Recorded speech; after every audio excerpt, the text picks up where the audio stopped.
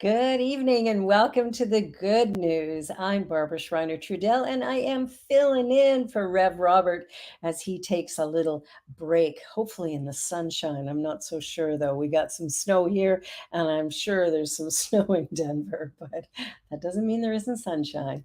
Well, I'm so delighted to be here yet again, filling in. I really do like this. The idea of good news rather than bad news kind of fits my spirit a little bit better. All right, so let's get to it. I found this story, which I thought was kind of interesting. Love letters written by Bob Dylan. I'm sure you've heard of him. Pretty famous guy. Letters written to his high school sweetheart, and they're expected to sell for $800,000. I'm not sure if they did. This story's from yesterday, but wow, what a story. So there's an archive of 42 handwritten love letters done by Bob Dylan for his high school sweetheart, and they were put up for auction. You know, it's interesting. Barbara Ann Hewitt, who is the woman this was written to, has over 150 pages of notes that were sent to her by Bob Zimmerman at the time, who then, of course, changed his name to Bob Dylan. And there's a wide range in scope and content. There's poetries, there's his never ending profession of affection. And one letter even describes his preparation for the talent show at his high school. So that's kind of cool. And an invitation to a Buddy Holly show. Wow, that's very, very cool. The original envelopes are also with the letters, so it's kind of an interesting little story. And this archive has never before been seen, right? This is a window into his life that is really kind of unknown. So that's pretty exciting. The handwritten letters have sold individually in the past, but the trustee of Hewitt's estate wanted to keep this archive together to document the transformation of Bob Zimmerman into Bob Dylan. So that's kind of cool. The auction also contains an unrelated archive of 24 handwritten poems by Dylan with the subject header Poems Without Titles, penned while at the University of Minnesota. And when this was pulled off, they already had a bid of $76,000 for that. Wow, how cool is that? Way to go, Bob Dylan. You know, he's a pretty famous guy, so the stuff he's doing, it matters. It matters to a lot of people. Well, here's a story I really, really love. Having had a disability a while ago and not able to go to certain places, when I saw this story, it just warmed my heart so much. Certain states have allowed visitors these free off road wheelchairs in their parks and nature areas. How cool is that? These things are able to move across uneven terrain, even snow, tree stumps, all kind like these are serious. These are serious little all-terrain wheelchairs. And what it's allowed to have happen is people with disabilities who may not have been able to go to these parks or were very limited on whereabouts they could go in these parks. All of a sudden, it's just taken down the bars and the walls and opened it up to everyone. And this is available in Colorado, Michigan, South Dakota. It's a thing that's growing and expanding. And they said in the article that some of these machines are weighing 500 pounds and they're like a caterpillar, but without the scoop in the cabin. But the tracks allow them to do some really amazing things. The first state to start the trend was Colorado in 2017 and went on to Michigan. They have 12 of these wheelchairs. And the woman who had this idea was a woman who had had an accident. So her dream, this Amy Copeland, her dream was to be able to continue being in the parks and doing the stuff she loves so much. And this was something that was really important to her. So she was an avid outdoors woman, and she wasn't going to let her disability interfere with her love of nature. And so she established the Amy Copeland Foundation, which just recently raised $200,000 for 11 chairs to be donated to Georgia. And it's interesting because, of course, she had an accident which caused her to be disabled. And that accident has led to something beautiful, beautiful happening. And she says, people have told us this is life changing. Well, yeah, I believe it is. She said, I started this out of my own inner passion and to see how many people share my passion, not only people with disabilities, but everybody is really incredible. And she says, I wouldn't be the person I am today if I didn't have the outdoors as a space of healing and growth. These chairs even get used for hunting. Well, I'm not really big into hunting, but I'm glad that it's available to everybody. What a great piece of good news. I love that. Well, and here's another story that really touched my heart as well, because there's so many stories about veterans coming back into the US and not maybe being cared for as well as they should be. And this is a great new goal. The US nears its goal to house every homeless veteran. I'll tell you, that's something. So in February, the US Department of Veteran Affairs established a new goal to prevent and end homelessness among military vets after seeing progress towards earlier goals stall out in 2016. The new goal to house 38,000 veterans this year is close to being realized and could bring the number of homelessness to near zero based on the government's point in time count totally collected in January. So those numbers could be a little bit off, but you know what? This is good stuff and it's important. So as of September 30th, the department had achieved 30,914 permanent housing placements, meeting 81% of the goal to ensure at risk veterans are safeguarded. The other thing is that with this permanent housing, which they hope to have another, bunch of them in by December 31st to actually meet their full goal. What also is interesting is they're helping people in other ways as well, that they're giving them housing, but they're also looking after other things, healthcare, job training, legal and education assistance. So it's not just a band-aid on a carotid artery. It is actually a collective of things that helps a person to, again, acknowledge their own value and worth, to see that they're cared for. And the thing is, when people have a home, right there's a level of safety and security that changes everything. It creates a sense of possibility and maybe even hope, which I'm sure for many of these veterans would be something that would be of great value, and for any homeless person, really. But I'm really glad to see that as people are reaching out and doing the work that the American government wants them to do, in return, they're actually remembering them on their return. And I think that's something to applaud. Probably more of that needs to be done, but we're going to applaud the win when we get it. So this is really, really good news. So on a lighter note, this is kind of an interesting story, because what are the odds? So during Hurricane Ian, this woman loses her wedding ring. And it's like thinking it's gone, it's lost forever. She had given up the fact that she was even going to find it. She lost it outside her Fort Myers home just days before Hurricane Ian crashed into the coast of Southwest Florida last Wednesday. And despite enlisting her husband and children to help search around the yard and garage for 2 days, there was no sign of the ring. Garner says, I just accepted that it was gone. It was only a thing. It's replaceable, and I just let it go. We knew the hurricane was coming, so we just kind of said goodbye to the ring. Now, the family stayed home during the storm and went outside to clean up once it had passed. We're about 10 minutes into cleaning, and my husband is cleaning up the brush and trees right next to the garage, and there's a pile of brush, and he moves over one pile, and there's the ring sitting right on top.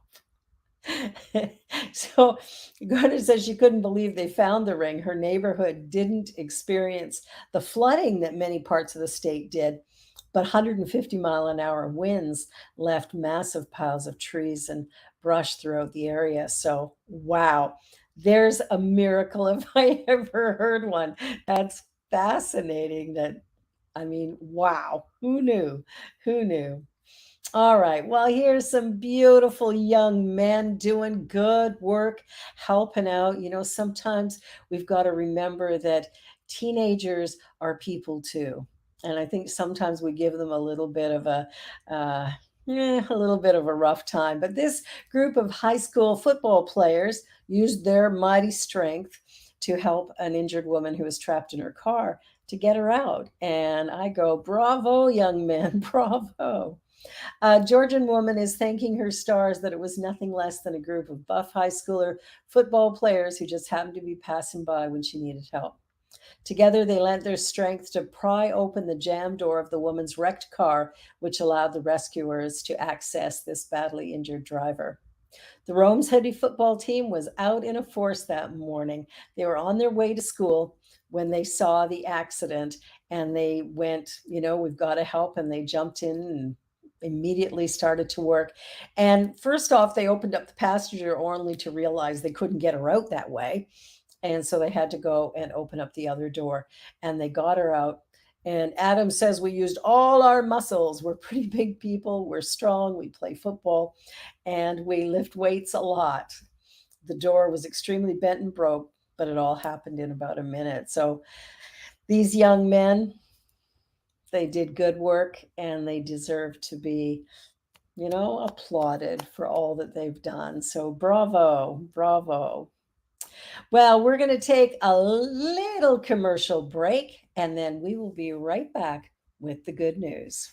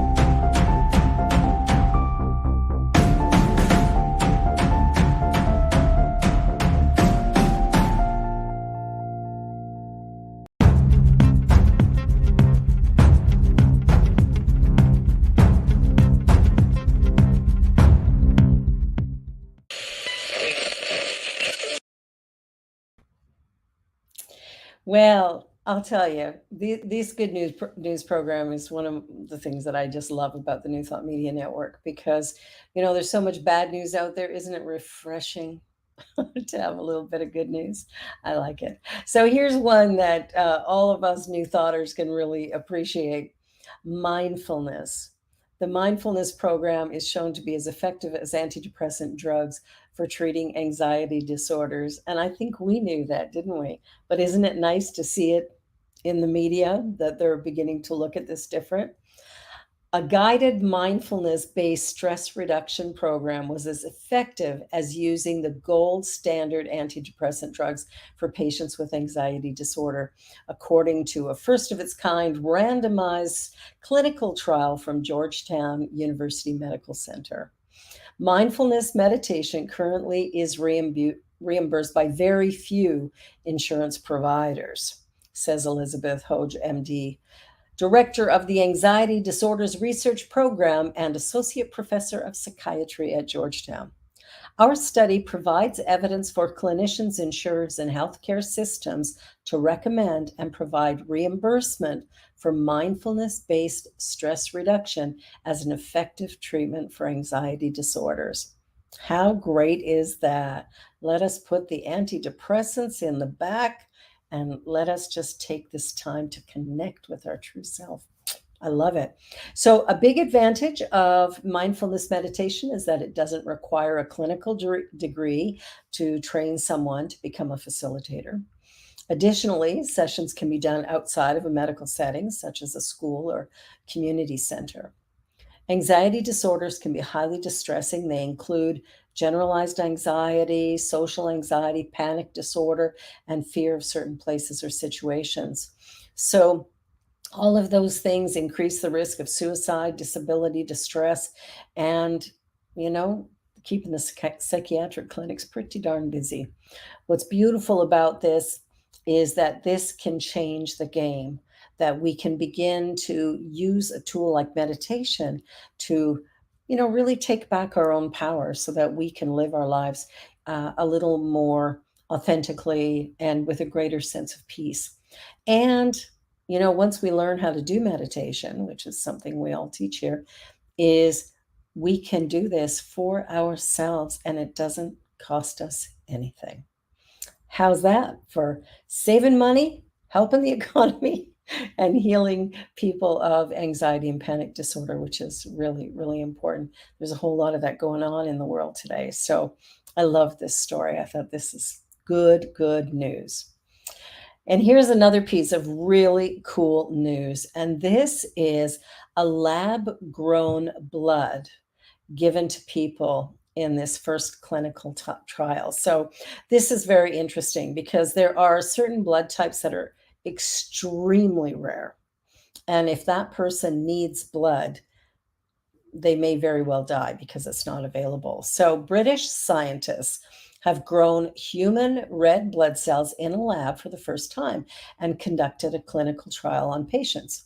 The blood is grown by encouraging stem cells found in a blood donor sample to become new red blood cells. And it opens the door to transfusion treatments for those with ultra rare blood types. So most of us know about A, B, O, AB, right? We know about those ones. But what about a patient needs a transfusion of the Bombay blood group? I've never even heard of that until I found this story.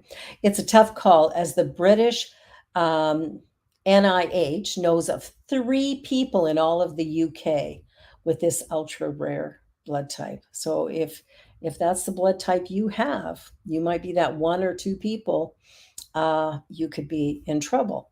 Certain diseases such as sickle cell anemia require regular blood transfusion. And if this person was also Bombay blood type or JKAB or RH null, also called golden blood, I've heard of golden blood before, or SARA, SARA type after the first person it was discovered in, they're in serious danger.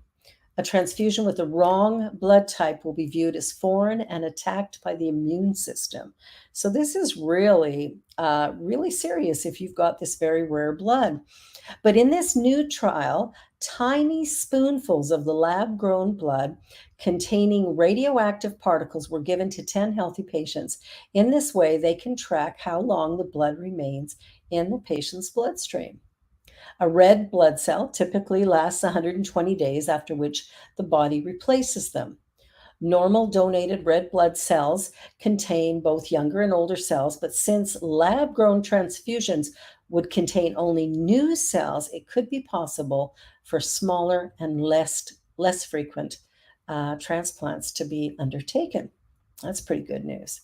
This world-leading research lays the groundwork for the manufacture of red blood cells that can safely be used to transfuse people with disorders like sickle cell. Wow, the potential of this work to benefit hard to transfuse patients is, I think, more than a little bit significant. Wow, wow, wow. What's science going to think of next? Oh, here we go. On that note, let's come up with another one. Disaster survivors in remote areas could be kept alive by edible drones. Who knew? I'll tell you, people have great imaginations, don't we? Drones can be crucial during natural disasters by transporting supplies to people in need, but they can only carry about 30% of their mass as a payload. What if, don't you love that? Yeah, I watch the regular news, and what if is always something really horrible going to happen next. I like this one. What if the delivery drones themselves were made of food?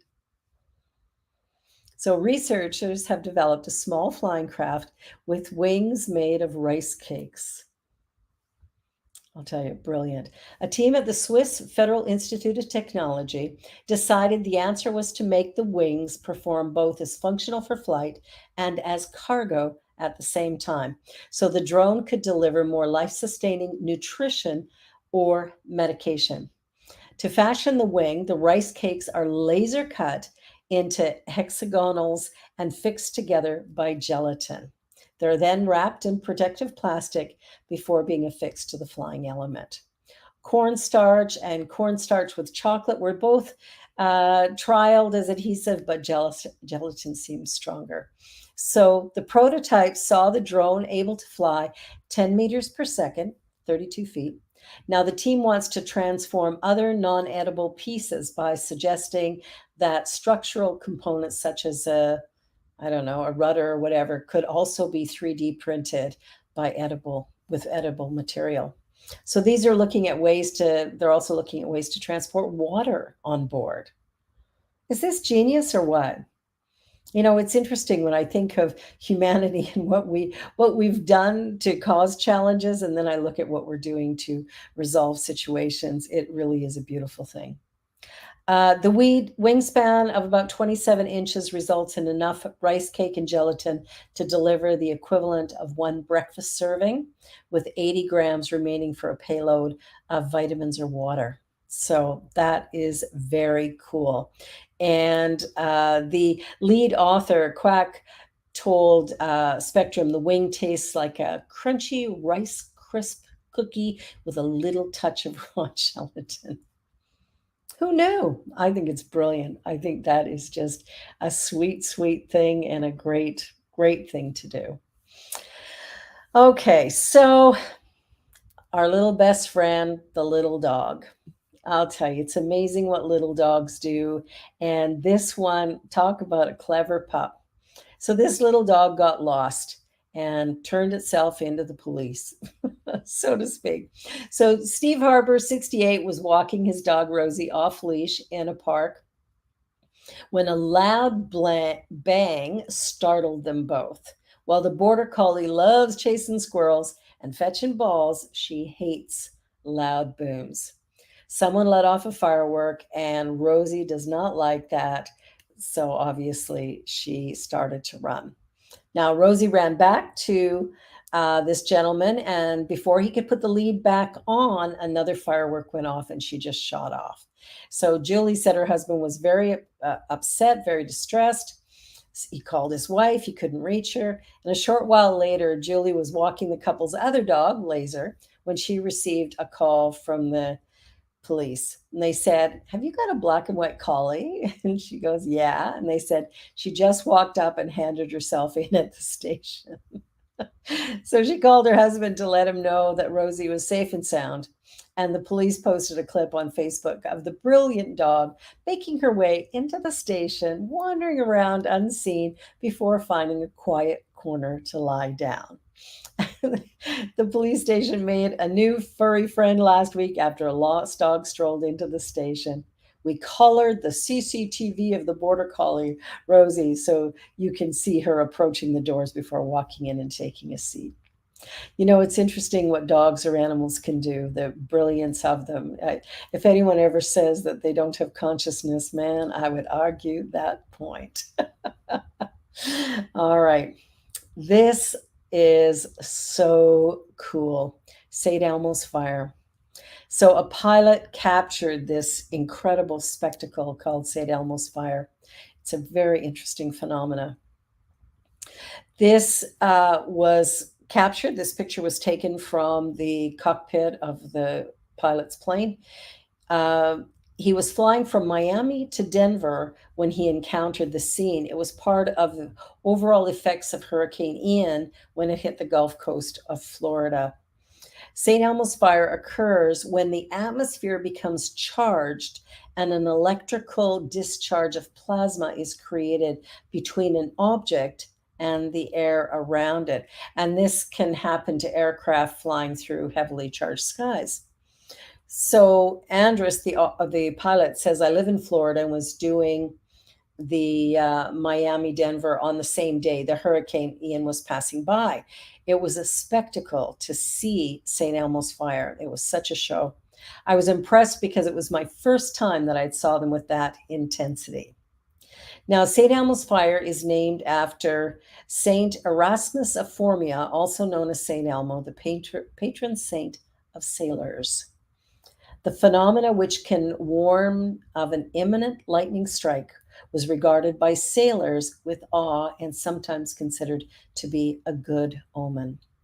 Another reason it's associated with sailors is that most of their ships were easy ground zero for the corona discharge that creates the amazing violet light.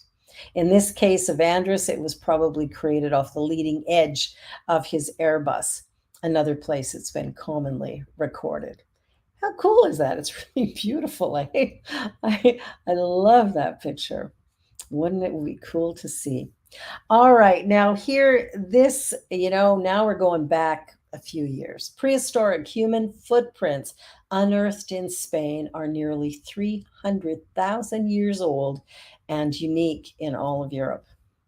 So look at those footprints. Wow.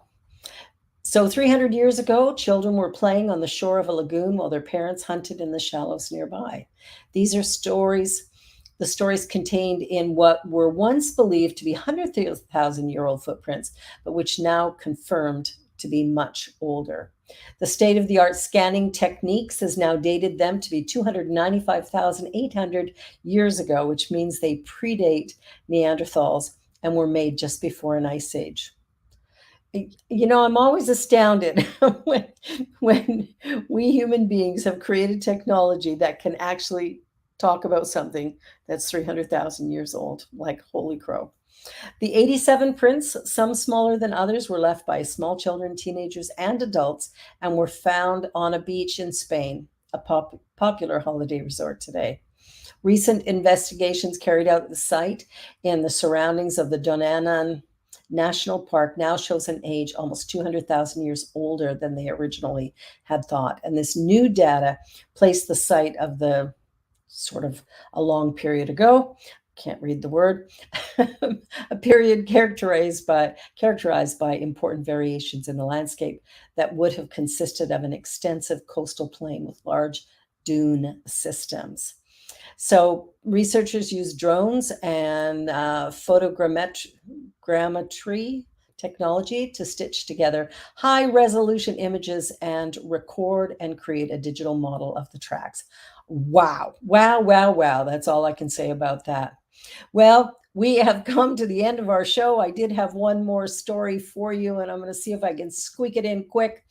This is a Chinese method for growing vegetables year-round in frigid temperatures. And this is in Canada, in Alberta.